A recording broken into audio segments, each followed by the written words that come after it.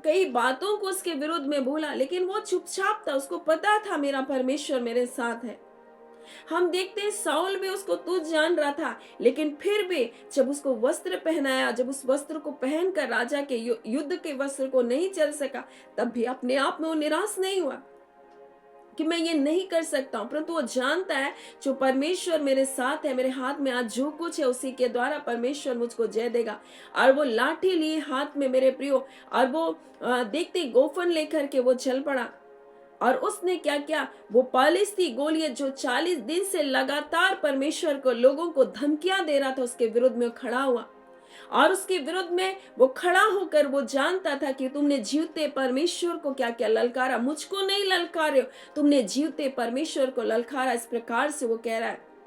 और उसने गोफन से एक पत्थर को उठाकर उसको क्या क्या मारा। हालांकि मारने के बाद वो क्या क्या पीछे की ओर गिरता, क्योंकि आगे से बल लगा था, वो पीछे गिरता, लेकिन वो आगे की ओर औंधे मुंह गिरा। मैं आपको क्या बताना चाहती हूँ मेरे प्रियो, वो सचमुच उस युद्ध में परमेश्वर ने उस दाऊद के द्वारा परमेश्वर ने एक बड़ी विजय को वहां दिलाया।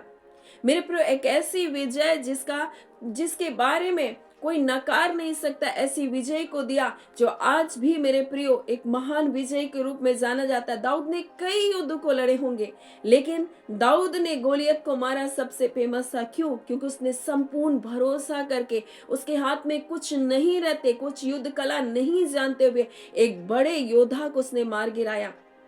आज मैं आपको क्या बताना चाहती हूँ मेरे प्रियो, एक महान आदेश परमेश्वर ने हमें दिया है।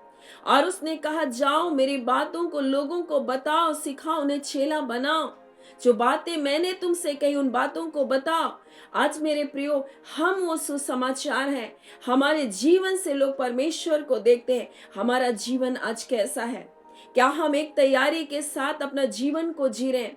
मेरे प्रियो, हमारे जीवन में एक तैयारी होनी है, एक जिम्मेदारी होनी है मेरे प्रियो। आज अगर हम जिम्मेदारियों को नहीं उठा रहे संसार में, जो जिम्मेदारी परमेश्वर ने दी, और सबसे बढ़कर जिम्मेदारी कि हमारा जीवन से परमेश्वर के नाम की महिमा होनी है। और इसी तैयारी को देख करके स्वर्ग में आनंद होगा जब वो यीशु मसीह की दुल्हन को लेने आएंगे।